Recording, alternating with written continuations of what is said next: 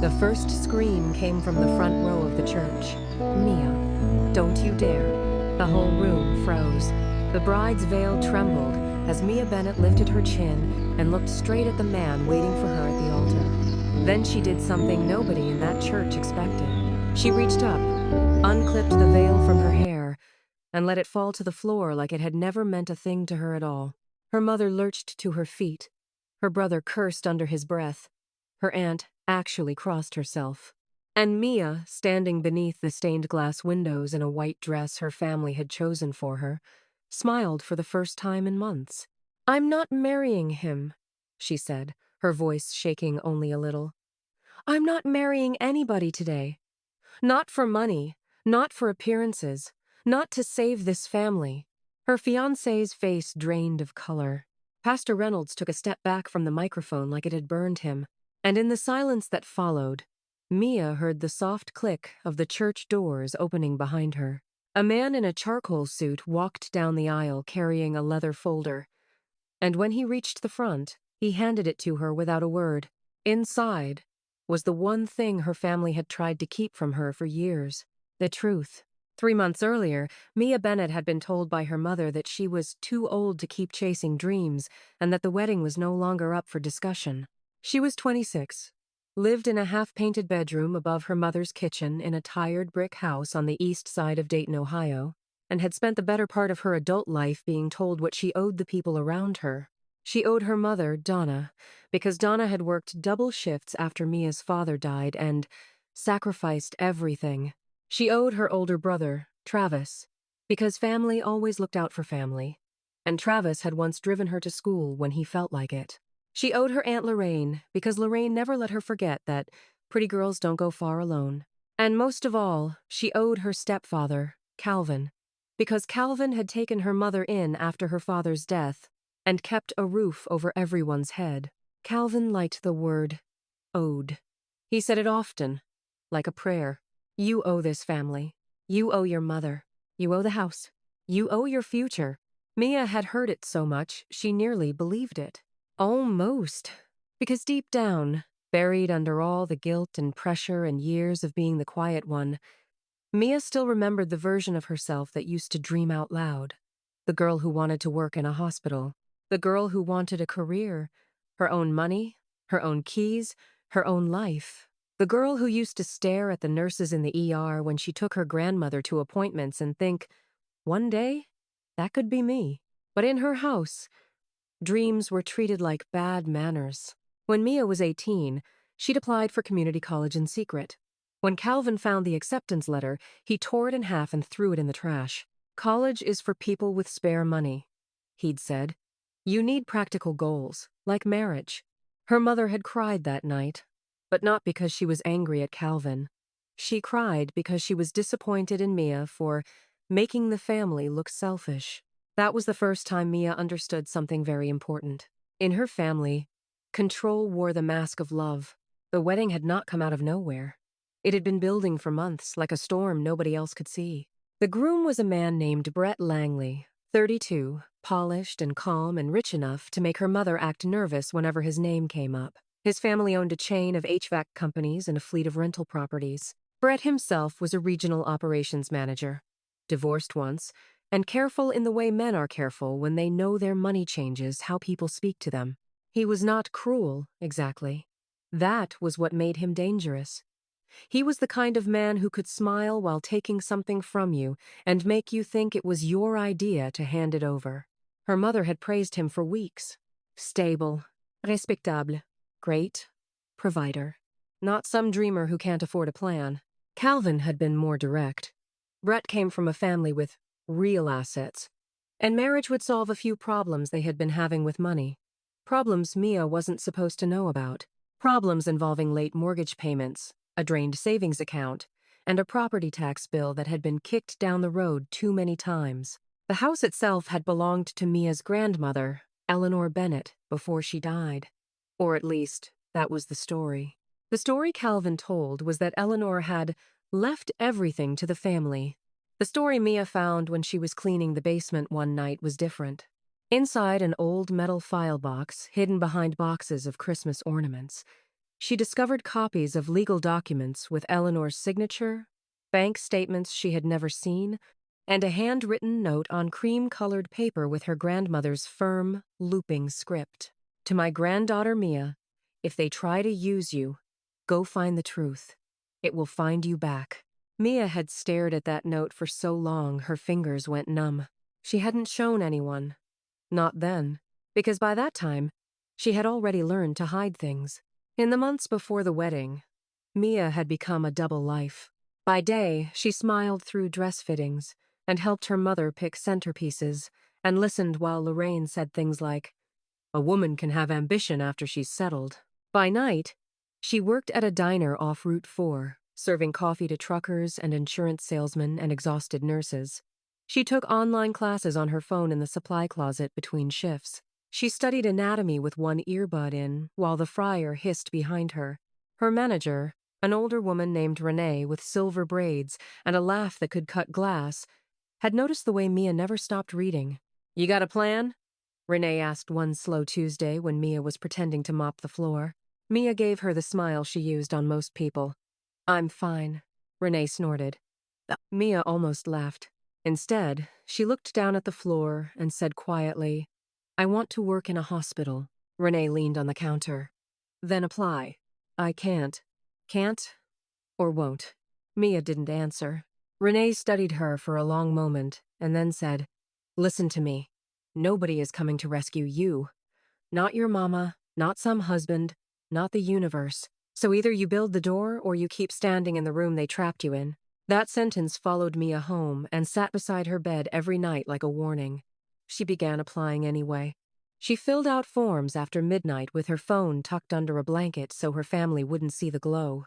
She requested transcripts under a mailing address she found in a storage unit at work. She borrowed money from Renee to pay for her certification exam, promising to repay every dollar. When she passed, she cried in her car for 10 full minutes, hands shaking over the steering wheel. The call from Mercy General came 2 weeks later. They were offering her a position as a patient care technician in their ER training program. It wasn't glamorous. It wasn't the full nursing degree she'd once dreamed of. But it was a door. She said yes before they could finish the offer. Then she called the apartment manager near downtown and asked if the studio with the peeling blue door was still available. It was. And every single step of that secret life had been built, while her family kept planning her wedding like it was a business merger. The problem was, Mia had also discovered something else. Her grandmother had not simply left a house and a few old papers. She had left a trust. The trust had been managed by a local attorney named Daniel Mercer, a man Mia had never met because Calvin had intercepted every letter from his office. The trust had a condition. The beneficiary had to be informed directly and given access at age 25. If not, the attorney was required to make a second attempt and, if necessary, notify the beneficiary by certified mail and phone. Mia was 26, which meant someone had deliberately blocked the inheritance, and that someone was almost certainly Calvin. Mia's hands shook so hard the night she found Daniel Mercer's old number in the file box that she had to dial twice. He answered on the third ring, sounding surprised but calm. When Mia told him her name, there was a long silence. Then he said, "I've been trying to find you for 18 months. Her mouth went dry. "Why?" "Because your grandmother instructed me to make sure you received the trust assets personally. She was very clear that your mother and stepfather were not to control them." Mia sank down onto the basement steps. "What assets?" Daniel exhaled quietly. "Cash accounts, the house free and clear, and a parcel of land upstate that has appreciated significantly. Your grandmother wanted you to have the ability to choose your own path." Mia stared at the dusty concrete wall and felt something crack open inside her. All those years, all those speeches about sacrifice, and Eleanor had seen it, had known. At the end of the call, Daniel said something else that changed everything. "Your stepfather contacted my office twice. He claimed your grandmother's documents were outdated and that the family had already handled the estate. He was mistaken. Or dishonest. Possibly both." Mia swallowed hard. "Can he still touch the trust?" "Not legally. But if he has been using any of the funds or forging anything, that's a different matter." That was the night Mia started gathering evidence. She found out that Calvin had, in fact, been using the house as collateral for a business loan without properly informing her mother. She found old checks in the trash. She photographed the forged signature on one deed transfer she didn't understand yet but knew enough to recognize as wrong.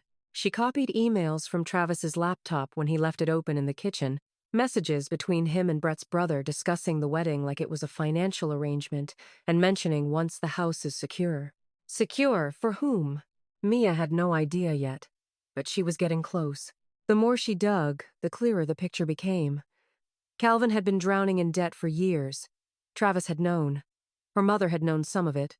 Enough to be scared, but not brave. The wedding to Brett was not romantic and never had been. It was a deal. Brett's family wanted property. Calvin wanted cash. Travis wanted to keep living in the house without paying rent. Her mother wanted to pretend this was all normal, so she wouldn't have to admit her life had become a trap. And Mia? Mia was the piece they intended to place where it benefited everyone but her. The day she got the call from Mercy General, she was at a bridal shop pretending to care about sleeve length. The consultant was pinning lace along her waist when Mia's phone buzzed in her purse. She slipped it out, saw the number, and stepped into the hallway. "Miss Bennett?" the woman from HR said. "We'd like to formally welcome you to Mercy General. Your start date will be June 3rd. Mia closed her eyes. June 3rd, the same day as the wedding. "Are you still there?" the woman asked. "Yes," Mia said, her voice barely steady. "I'm here." When she hung up, she stood in the bridal shop hallway with tears running down her face and laughed once, sharply, in disbelief. This was it. Her first real chance. Her life had finally knocked back. And that was when her mother called from inside the fitting room. "Mia, hurry up. We need to discuss the guest list." Mia wiped her face, tucked her phone away, and walked back in like nothing had changed. But everything had. From that point on, she played the role perfectly. She nodded during cake tastings. She smiled during family dinners. She let Brett kiss her cheek in public while his hand rested a little too long at the small of her back. He was not a stupid man. He sensed her pulling away, sensed the edges of something he couldn't control. One night, after her family had gone to bed, he asked her to step outside with him by the porch light. "You've been distant," he said. Mia folded her arms against the cool air. "I've been busy." He studied her face. "You don't have to be scared. We can build something good together." Mia almost laughed at the word together. Instead, she asked, "What exactly are we building?" He hesitated. "Just a flicker." Then he smiled. "A future." Whose future? The smile faded. That was when she realized Brett wasn't the mastermind. He was a participant. A willing one, maybe, but not the one pulling every string. Someone had told him this marriage would secure property and silence, and he had accepted the arrangement because it benefited him. That answer was almost worse. Because monsters are easier to face than men who think they're simply being practical. Mia continued gathering proof. Daniel Mercer, the attorney, sent her copies of the trust documents and a sworn statement about Calvin's attempts to interfere. Renee at the diner agreed to testify that Mia had been saving every spare check for school and had lived like a person preparing for something hidden. Mercy General confirmed her start date and gave her paperwork for direct deposit and benefits. The final piece came from an unexpected place. Her mother. 3 days before the wedding, Mia found Donna in the laundry room, staring at a stack of towels with her hands braced on the machine like she might collapse. "Mama," Mia said softly. Donna didn't look up. "Your brother's been in a mood again." Mia stepped closer. "Did you know?" Donna's shoulders tightened. "Know what?" "About the trust." The room went still. Donna slowly lifted her eyes. For a moment, Mia saw something raw and frightened there. Something almost like shame. "I knew your grandmother had lawyers," Donna said. "Did you know Calvin was hiding my letters?" Donna's mouth opened, then shut. That was answer enough. Mia felt the floor tilt beneath her. "You knew." Donna began to cry, silently at first and then harder, wiping her face with the heel of her hand. "He said it was for the good of the house. He said you were too impulsive, that if you got access to money too young, you'd waste it. He said he was protecting you." Mia stared at her mother. "He told you that and you believed him?" Donna flinched. "I was trying to hold this family together." "No." Mia said, and the word came out like a broken thing. You were trying to hold him together. Donna's eyes filled all over again. Mia, please, you let him cut me off from my grandmother, he said. I don't care what he said. Mia could hear her own heartbeat, strong and furious and alive. Her mother pressed a hand to her chest. He would have thrown us out. Mia looked at her for a long time. That's the problem, Mama, she said. You've been living like survival is the same thing as love. Donna cried harder then, but Mia didn't stay to comfort her. She couldn't. Not anymore. That night, Calvin came home drunk and angry, slamming the front door hard enough to rattle the pictures on the wall.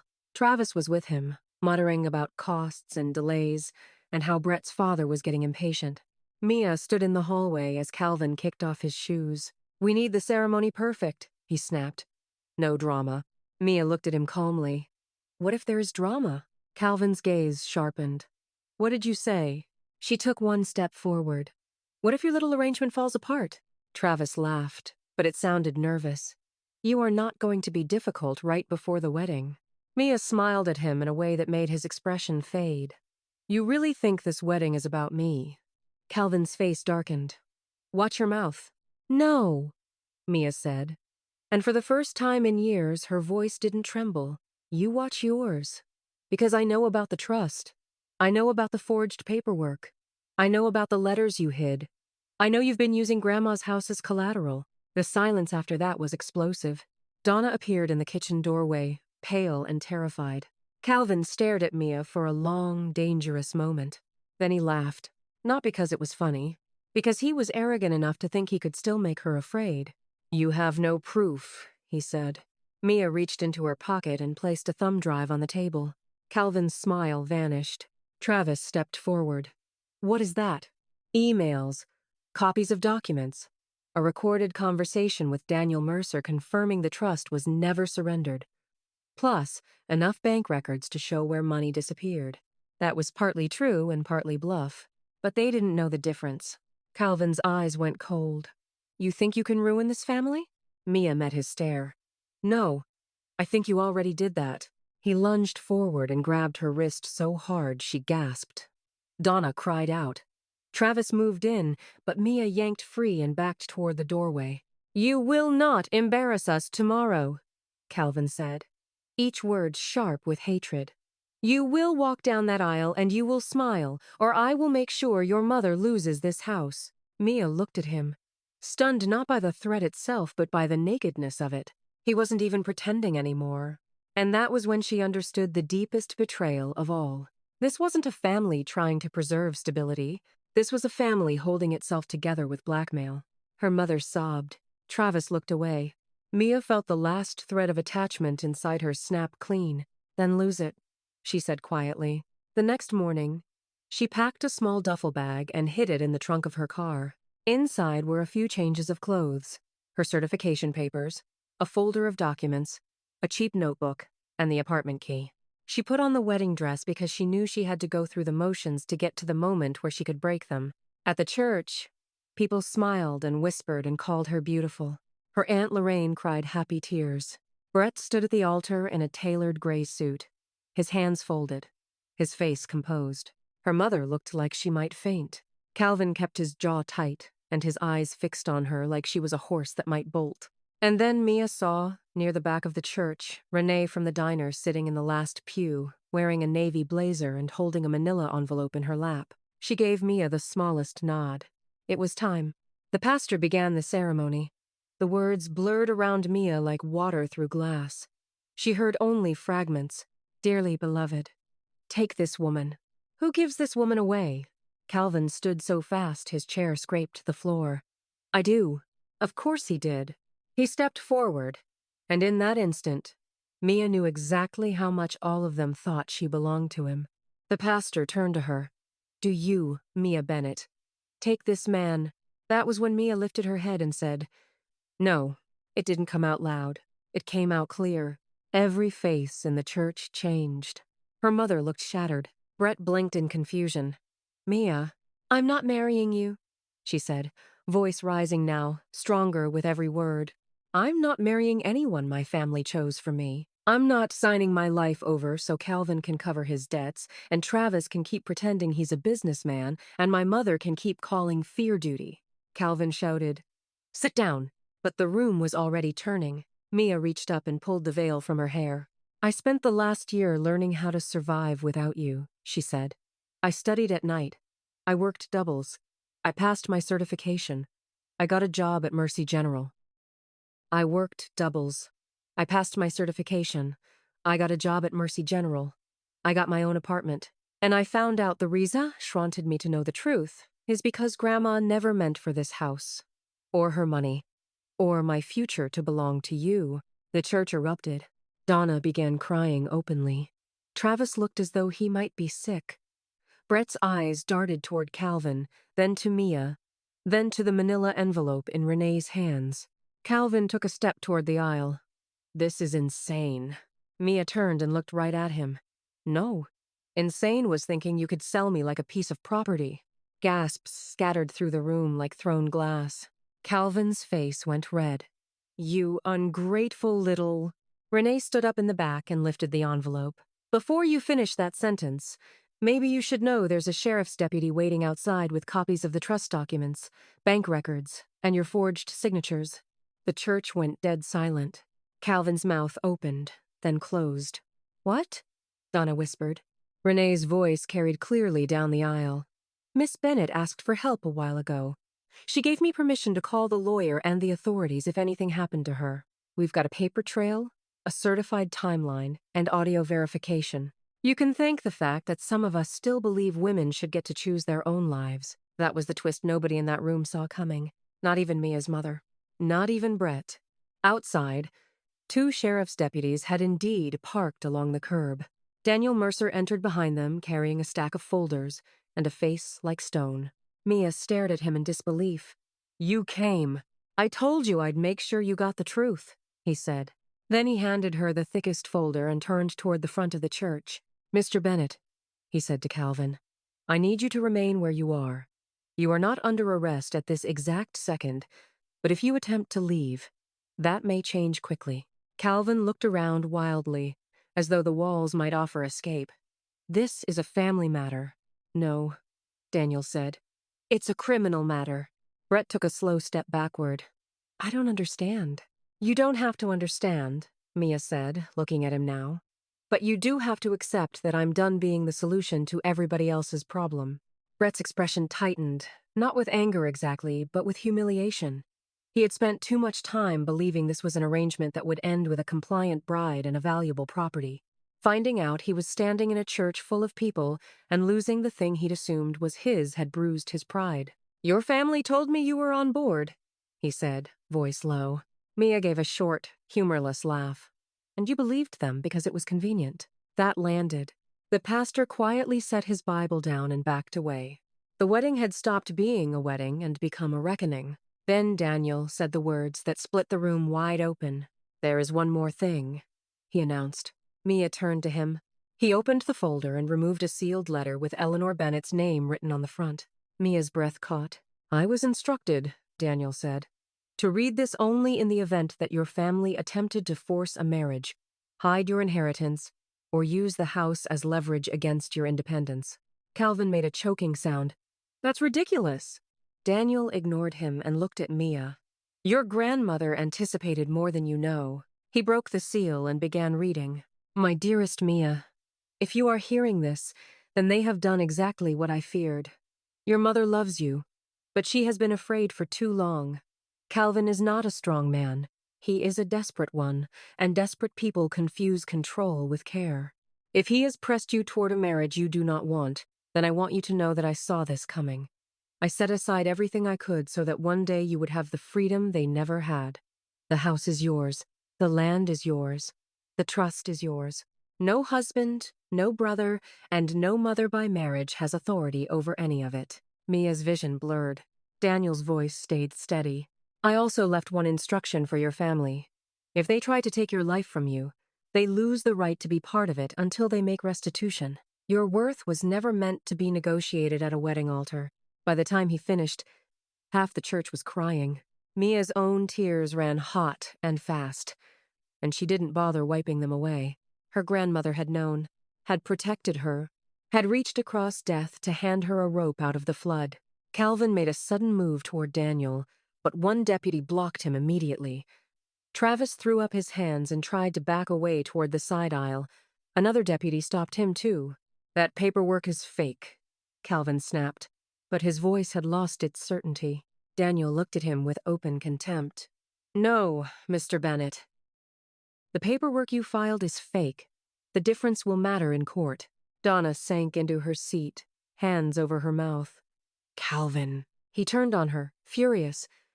"You said nothing would happen, and there it was.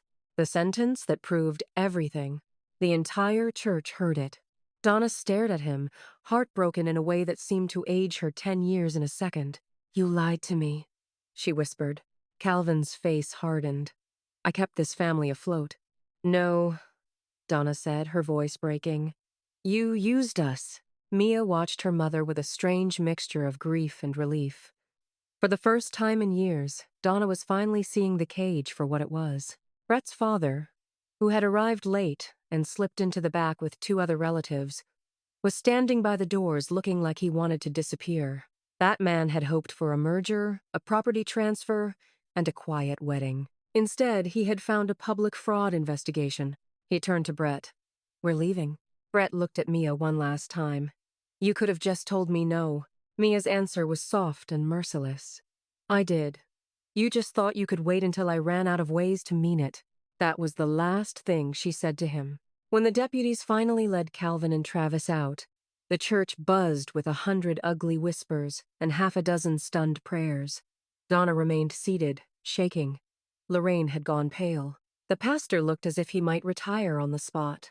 Mia stood at the front in a wedding dress no longer needed for the role it was sewn for, and felt, for one impossible moment, completely, terrifyingly alone. Then Renee came walking down the aisle with a tissue in one hand and a takeout coffee in the other, as if this were just another shift.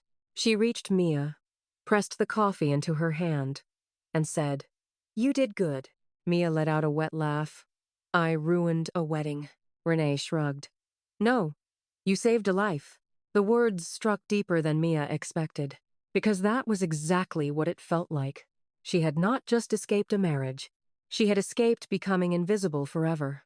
The aftermath moved fast, faster than Mia could have imagined. The deputies detained Calvin and Travis for questioning that same day. Within 48 hours, the county filed charges related to forgery, fraud, and misuse of estate assets. The mortgage issue turned out to be far worse than Mia had known. Calvin had taken out loans against the property using documents that should never have been approved. Her mother, though not charged, admitted she had signed papers she didn't understand because Calvin convinced her it was routine. Donna nearly collapsed when she learned the house might be lost if restitution could not be made. Mia should have felt vindicated. Instead, she felt tired, because the truth was uglier than revenge. Her mother had not been the villain the way Calvin was, but she had still helped build the trap. Love had not stopped her from being complicit. Fear had not made it harmless. The first night Mia spent in her apartment downtown, she sat on the bare floor with a borrowed lamp and ate cereal from a coffee mug because she had no dishes yet. The place was tiny. The walls were scuffed. The sink leaked a little. The window faced a parking lot and a laundromat. It was the most beautiful room she had ever lived in. Her first day at Mercy General, she wore a navy scrub top too big in the shoulders and walked into the ER with her badge clipped crookedly to her pocket. Nobody there knew she had once stood in a church and walked away from a wedding that was never meant to belong to her. They just saw a new tech who listened carefully, moved fast, and treated frightened people with a tenderness that came from having once been frightened herself. Her supervisor, a brisk woman named Dr. Hayes, watched her place an oxygen monitor on a little boy with a broken arm and said, "You've got instinct. Don't waste it." Mia smiled so hard it hurt. Weeks passed, then months. She worked, studied, paid rent, and learned how to build a life one honest paycheck at a time. She took the bus when her car needed repairs. She learned the names of the nurses and the best vending machine coffee in the break room. She bought a second-hand bookshelf from a woman on Facebook Marketplace and filled it with anatomy manuals and cheap novels and a framed photo of her grandmother that Daniel had found among the trust papers.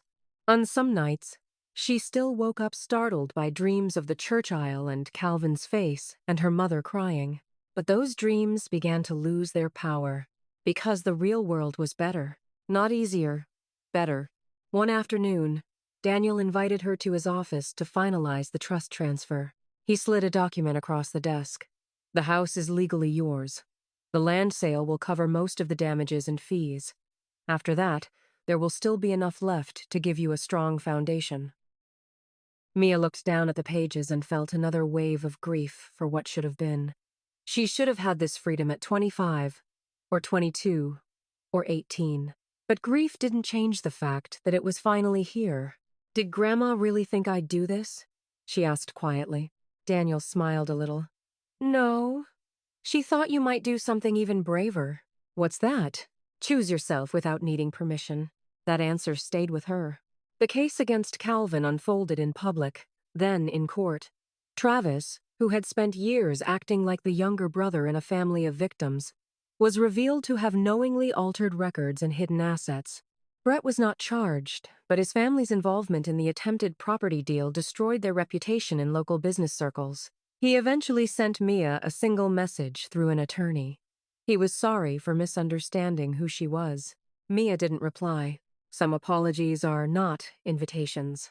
Her mother moved out of the house after the trust transfer, unable to bear the shame of staying in a place whose walls now held so much truth.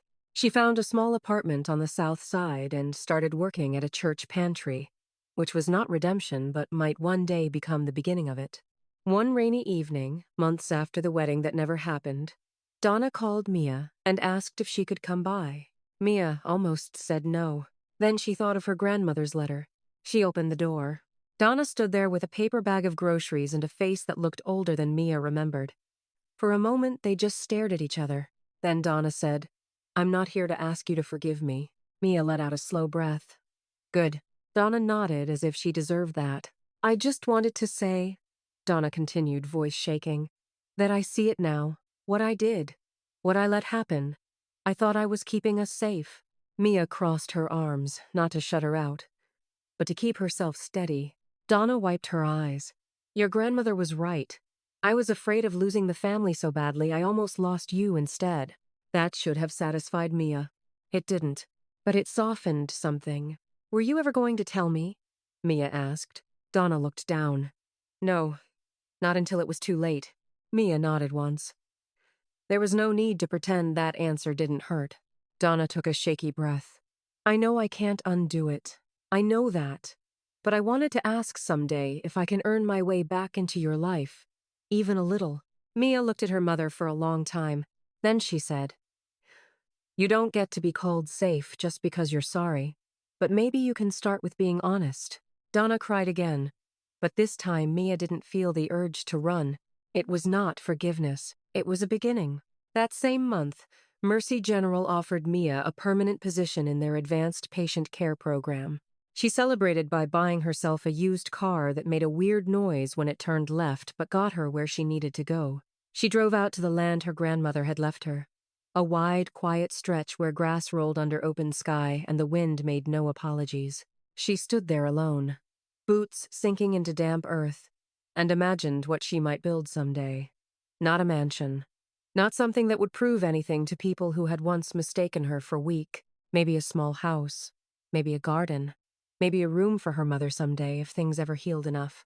Maybe a scholarship fund in Eleanor Bennett's name for girls who were told their lives belonged to someone else. That thought made Mia smile. It was funny how revenge had once seemed like the goal. But the real victory was more intimate than revenge ever could be. It was waking up when you used to feel trapped. It was paying your own rent. It was opening your own mailbox. It was saying no and having the world keep spinning. It was realizing that freedom is not loud all the time. Sometimes it starts as a whisper in a locked basement, then becomes a phone call, then a signature, then a walk down a church aisle where you finally stop belonging to everyone else.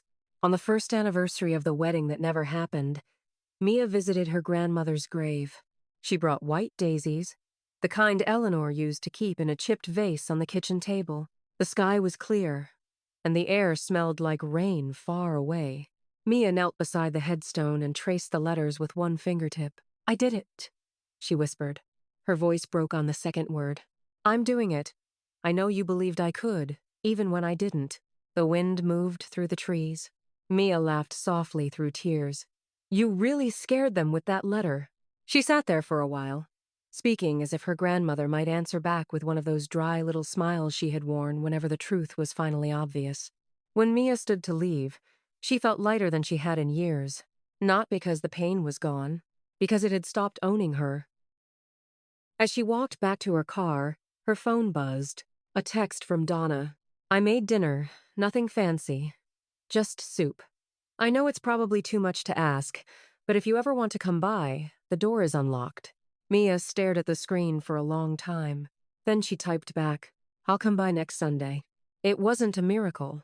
It wasn't a perfect ending, but it was real. And after everything her family had tried to turn into a cage, real was more than enough. By the time the sun dipped low across the cemetery, Mia was already thinking about her next exam, her next shift, her next step. She didn't know exactly where her path would lead. She only knew that every step from here on would be hers. And somewhere behind her, in a courtroom, in a quiet apartment, and a house slowly being reclaimed by truth, the people who had built their lives on her silence were finally living with the consequences. Calvin lost the house. Travis lost the respect he had borrowed from deception. Brett lost the version of himself who thought money could buy consent. Donna lost her illusion. Mia lost the family she thought she had. But she gained something they never could have given her. A future. Not arranged. Not purchased. Not inherited through someone else's fear. Earned.